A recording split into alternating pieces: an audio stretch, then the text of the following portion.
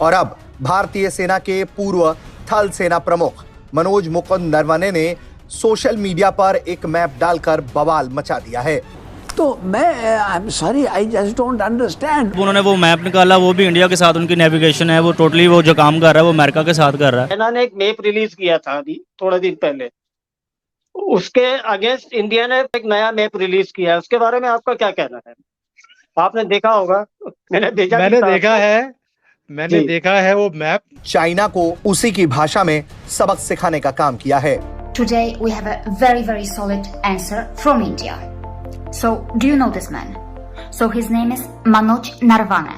अभी खबर ये चल रही है वो एयरफील्ड बना रहे हैं, फाइटर एयरफील्ड बना रहे हैं लद्दाख वाले एरिया में, अनाउंस कर चुके हैं। और दूसरे पाकिस्तान साइड पे कभी कोई प्रोटेस्ट, कभी कोई प्रोटेस्ट। यही इनफ है चाइना की बोलती बंद करने के लिए। इंडिया का जो ऊपर जाने का ना, उधर देखिए ना कि वो डेमोक्रेसी है, आज तक कोई फौजी हुक्मरान नहीं आया।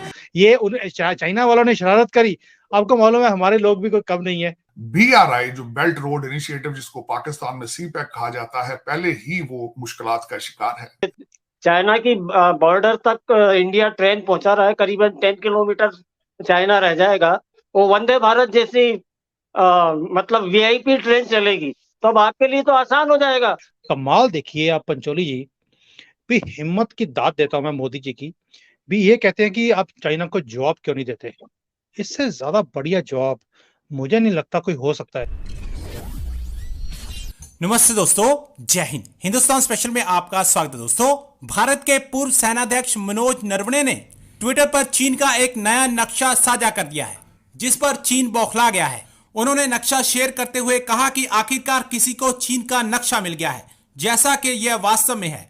इस बहुरंगी मानचित्र में चीन ने तिब्बत समेत कई क्षेत्रों को अवैध कब्जे वाले क्षेत्रों के रूप में सीमांकित कर अलग करके दिखाया गया है। उन्होंने लिखा कि चीन का यह असली मैप है।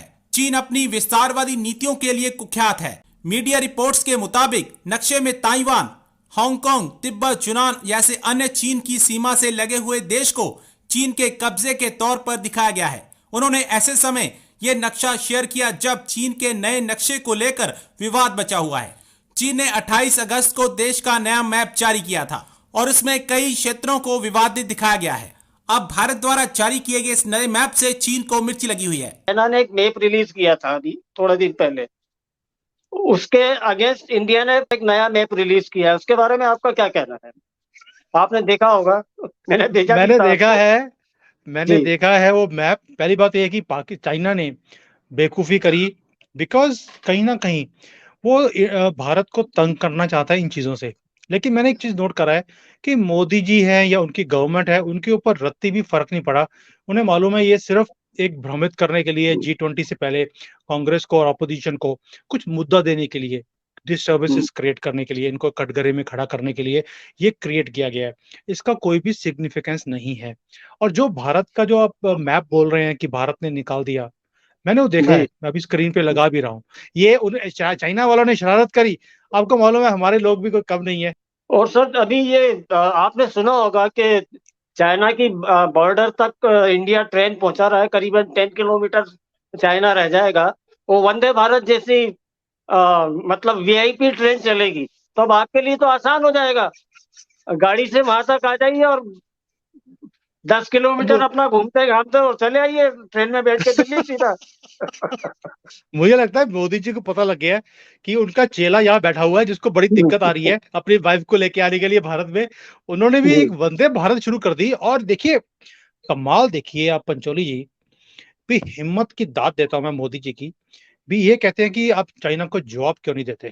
राहुल गांधी एंड पार्टी, जो पूरे ऑपोजिशन सारे चोर इकट्ठे हो गए कि आप चाइना को जवाब नहीं देते।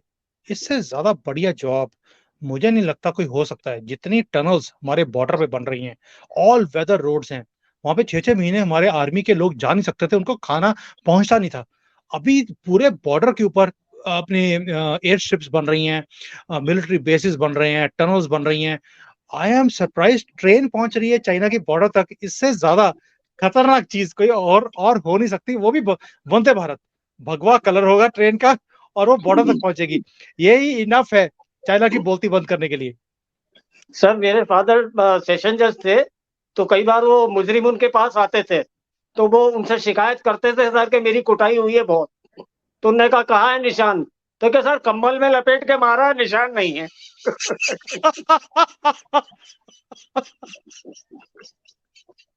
तो ये चाइना की भी मोदी जी ऐसे ही कुटाई कर रहे हैं। देखिए, मैं रहता चाइना में हूँ, लेकिन जब इनकी कुटाई होती है सबसे ज्यादा खुशी मुझे होती है, ये भी बता दूं आपको मैं। BRI जो बेल्ट रोड इनिशिएटिव जिसको पाकिस्तान में CPEC कहा जाता है, पहले ही वो मुश्किलात का शिकार है। इसके बारे में प्रोपेगेंडा किया जाता है, बल्कि उसमें कुछ हकीकत भी है कि ये एक डेट ट्रैप है जिसमें वो भारी कर्जे देकर भारी इंटरेस्ट के ऊपर मुल्कों को ट्रैप करने का प्लान है चाइना का, जिसकी एक मिसाल श्रीलंका के सामने नजर आती है। दूसरा उनको सेटबैक ये है कि इस वक्त लोग उनसे बेजार नजर आ रहे हैं BRI से।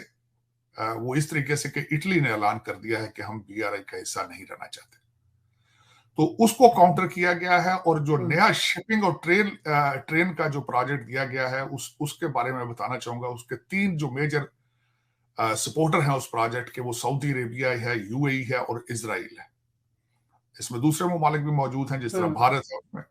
अब उसके बारे में ये बताना चाहूंगा कि ये 3 ममालिक क्या हैं, जो बड़े की प्लेयर्स हैं वो कौन है। की प्लेयर्स में से जब सऊदी अरेबिया आगे आता है, they are oil rich country, और इस वक्त जो यूक्रेन की वार का सबसे ज्यादा फायदा सऊदी अरेबिया ने उठाया है, सबसे ज्यादा पैसा उन्होंने बनाया है रशिया एम्बार्गो की वजह से। अमेरिका ने जो सैंक्शंस लगाई थी इसके रशियन ऑयल के बारे में, उसका सबसे ज्यादा फायदा सऊदी अरेबिया ने उठाया है। ये वर्ल्ड बैंक की रिपोर्ट है।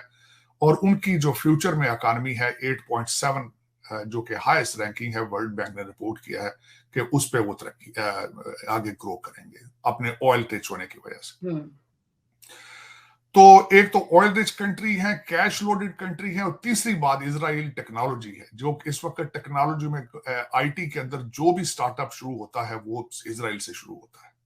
दूसरा अमेरिका का उसमें होना, अमेरिका का आशीर्वाद होना, भारत का उसमें होना। 2 चीजें हैं, टेक्नोलॉजी है और भारत की IT सेवी यूथ है, और उनकी पढ़ी लिखी यूथ भारत की एक स्ट्रेंथ है।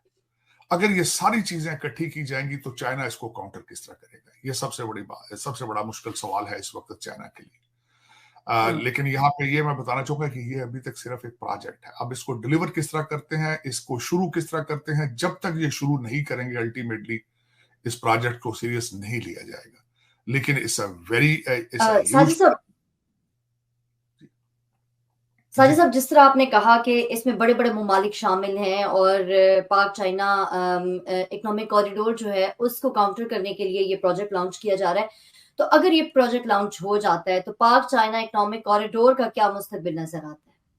उसका मुस्तकबिल आपको पाकिस्तान में पहले ही पता होना चाहिए कि उसका मुस्तकबिल क्या है। मैं उसके बारे में बात करना चाहूंगा। पहले तो आपने $26 बिलियन उनका खा के तो पिज्जे खरीद लिए।